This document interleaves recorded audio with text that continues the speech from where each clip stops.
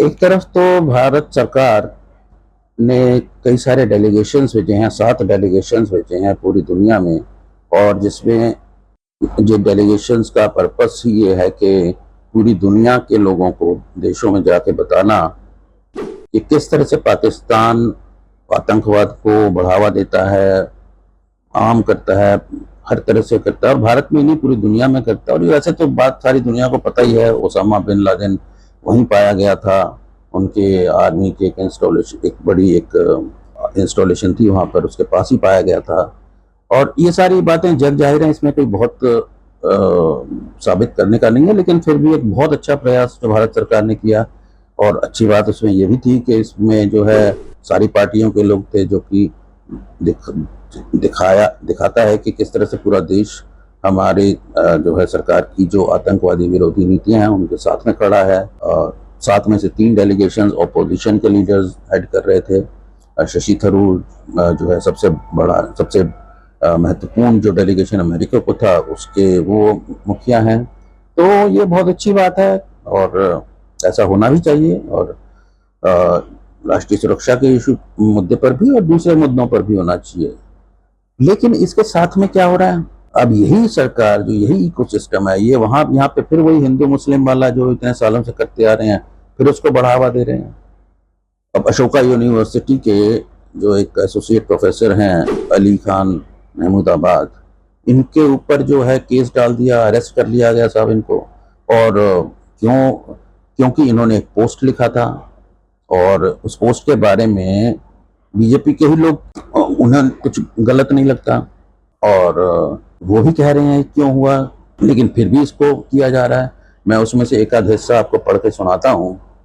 तो पोस्ट में कहते हैं महमूदाबाद कि I am very happy to see so many right-wing commentators applauding Colonel Sophia Qureshi, but perhaps they could also equally loudly demand that the victims of mob lynchings, arbitrary bulldozing, and others who are victims of the BJP's hate mongering be protected as Indian citizens. तो इसमें अब क्या, इसमें कौन सी गलत बात कह दी जी इन्होंने? ये ऐसा पुलिस केस बना दिया गया जिससे जो है उनको वहां से सुप्रीम कोर्ट तक जाना पड़ा, वहां से बेल हुई। जैसा मैंने कहा कि मुझे इसमें पूरा, मैंने पूरी पढ़ी है, मैं कोई मीडिया की रिपोर्ट से नहीं कह रहा हूँ, और उसमें मुझे कोई गलत नहीं लगा।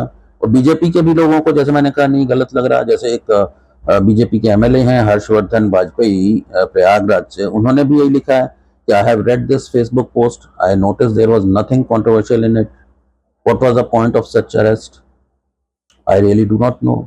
मुझे भी, उन्हें नहीं पता, मुझे भी नहीं पता क्यों अरेस्ट किया गया, सिवाय इसके कि वो एक प्रोफेसर हैं जो कि अशोका यूनिवर्सिटी जो हरियाणा में है वहाँ पर, और वो सरकार के कुछ खिलाफ बोल रहे हैं, बीजेपी आरएसएस के खिलाफ बोल रहे हैं। ये हेट मॉन्गरिंग, जो नफरत फैलाने वाली इनकी राजनीति है, जो हिंदू मुस्लिम करते रहते हैं, हर जो है मस्जिद के नीचे कोई मंदिर ढूंढते हैं लोग।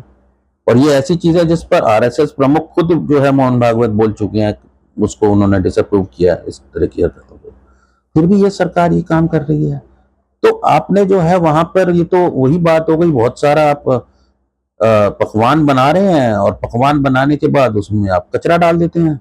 इससे क्या साबित होगा, क्या फायदा होगा? इस तरह की जो हरकतें हैं, इसी तरह की इनकी हरकतों की वजह से आप ये देखिए पाकिस्तान किस तरह से फायदा उठा रहा है।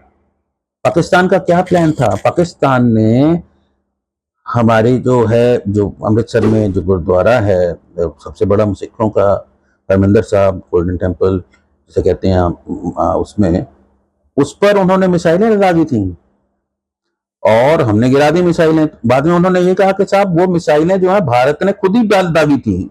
मतलब मूर्खता की भी वो, अच्छा खुद दागी भी और फिर उन्हें गिरा भी दी, मतलब गजब। और लेकिन वो एक तरह से पागलपन लगता है, मूर्खता लगती है, लेकिन वो ऐसी मूर्खता है नहीं। इरादा बिल्कुल उनका साफ था।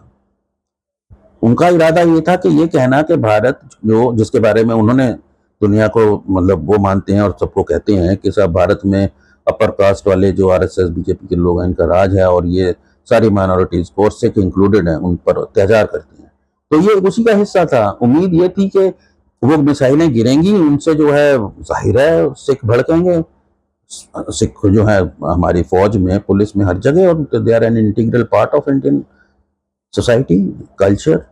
वो भड़केंगे, सिख रेजिमेंट, जितने सिख हैं, रेजिमेंट्स हैं इनकी, तो वहां पे बगावत हो जाएगी। वो तो चलो शुक्र है कि ऐसा नहीं, कोई मिसाइल ही नहीं हुई और इस तरह का नहीं हुआ, लेकिन कहने का मतलब यह है वो इसी तरह की जो कमजोरियां हैं, हमारी कमजोरियां है भी नहीं, इस तरह का कोई हिंदू सिखों में है भी नहीं। और देश में वैसे तो देखा जाए इन्होंने नफरत फैलाने का काम बहुत किया, लेकिन फिर भी जो है बीजेपी आरएसएस के बारे में ये भी कहना, मतलब ऐसा ऐसा नहीं है कि यहाँ पे जो वामपंथी लोग कहते हैं कि साहब ये ऑशविट्स बन गया है, या जो है कैंप, मतलब क्या, मतलब हिटलर हैं मोदी जी, और सारे मुसलमानों को, यहूदियों जैसे यहूदियों को हिटलर ने मारा था वैसे मार देंगे, मारना, ऐसा कुछ भी नहीं है। ठीक है, कुछ लिंचिंग हुई है, कुछ गलत हुई है चीजें, लेकिन इतना बड़ा नहीं हुआ। लेकिन इन लोगों की इस तरह की जो, क्या बताएंगे, गंदी कहें, गलत, गलीज, क्या कहेंगे, किस तरह की हरकतें हैं ये। इन हरकतों से इनका अपना तो जो हो रहा है सो हो रहा है, देश का कितना नुकसान। अब 7 डेलीगेशन गए हैं, इतनी मेहनत कर रहे होंगे, मेरा आई एम श्योर वो, मतलब जितने भी हमारे सांसद हैं, जो भी, उन्होंने पूरी पढ़ाई लिखाई सब कुछ एक अवेयरनेस का कर रहे हैं, बेचारे सब काम कर रहे हैं, हमारी फौज लड़ रही है। लेकिन ये जो है इस तरह की टच्ची हरकतें, छोटे छोटे पॉलिटिकल गेन्स के लिए ये नफरत फैलाने की, इससे देश को कितना नुकसान हो रहा है।